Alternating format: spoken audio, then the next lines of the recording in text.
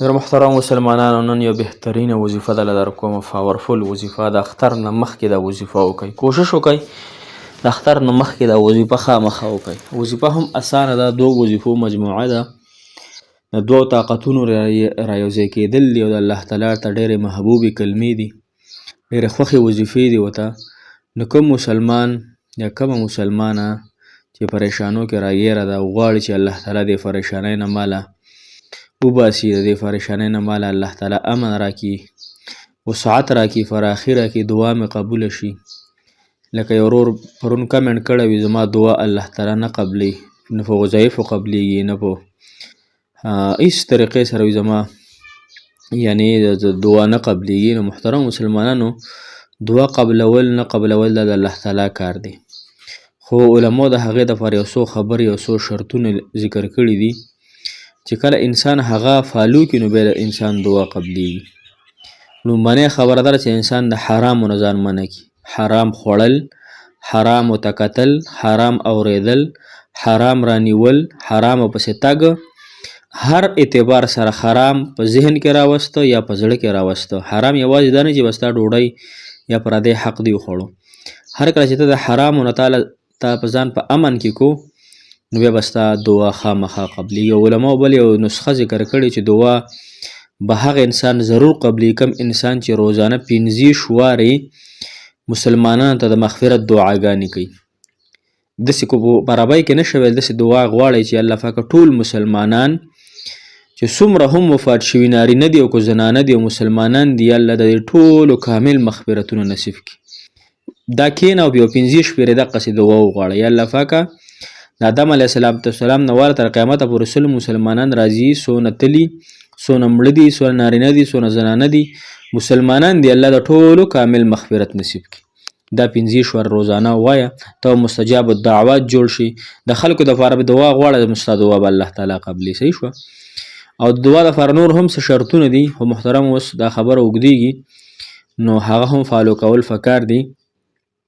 السلام علیکم ورحمت الله وبرکاتو. ډېر معزز محترم او قابل قدر مسلمانان ورونو خویندو، هغه مسافر کوم چې بهر وطنونو کې بهر هیوادونو کې ژوند کوي، الله تعالی د ټولو مسلمانانو د ټولو حامی او ناصر مددګار شه. الله تعالی مو په دنیا او په آخرت ډېر ډېر خوشحاله که. محترم مسلمانانو، دویمه خبره دا ده چې په د اختر په غټ اختر په ورځ، د وړوکي اختر په ورځ، د جمعې په شپه باندې، د لیلة القدر په شپه باندې، په دې شپو هم دعاګانې قبلیږي. د جمعې په شپه باندې نو دعاګانې د الله تعالی نه غواړئ.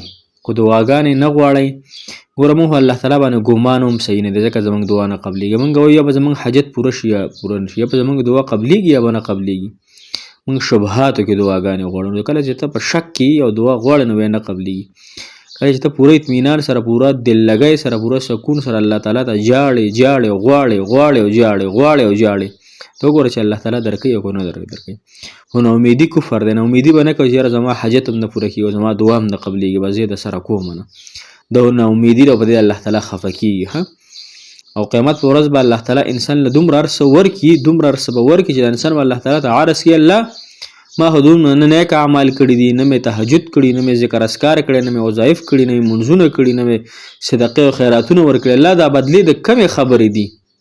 الله تعالی به ته وفرمایي ای زما بنده فلانکي ځای کې دې دعا غوښتلې وه ما نه وه پوره کړې، هغه مې دله دا اوس په آخرت کې د هغې بدلې درکړې. نو دا انسان به ورته وایي، دا انسان چې الله پاکه دنیا کې د یوه دعا هم زما نه وې قبوله کړې، نو چې دلته دې راله اوس د هغې ثمرات او د هغې بدلې راکړې. نو تاسو خوشحالېږئ، خو د دنیا لږې زندګۍ دپاره مونږ پریشانه خلي دعا هم نه قبلېږي، او د آخرت لوی زندګۍ دپاره مونږ بې فکرې. محترمو، الله تعالی دې زما ستاسو حامي او ناصر شي. انشاءالله خفه کېږئ مو، دعاګانې به الله تعالی ضرور زموږ قبلوي او مونږ له به الله تعالی بدلې راکوي.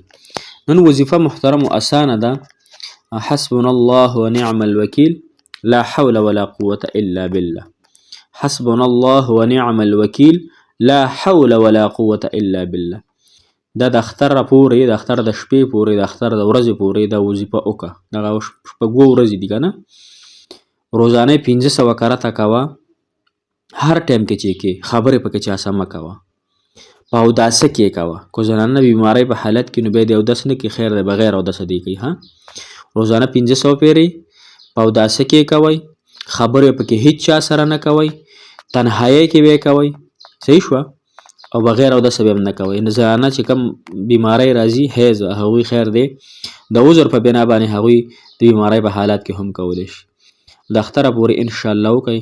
حسبنا الله ونعم الوکیل لا حول ولا قوة الا بالله. دقه شانې وایي، په محبت سره یې وایي، په شوق سره. حسبنا الله ونعم الوکیل لا حول ولا قوة الا بالله لا حول ولا قوة الا بالله.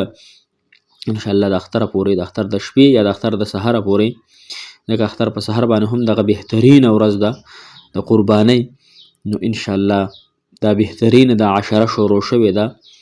دی ته دغه عشره وایي، د ذوالحجې لومبنۍ لس ورځې وایي، دا ډېره بهترینه عشره ده. دې کې نیک اعمال هم کوئ او دغه وظیفه پکې هم شروع کوئ، کومه چې ته ما اوس وښودله. انشاءالله انشاءالله انشاءالله چې الله جل شانه مو دې وظیفې سره حاجت انشاءالله پوره کړي. الله تعالی مو همیشه دپاره خوشحاله او باد کامیاب او کامران لره. موږ له هم دعا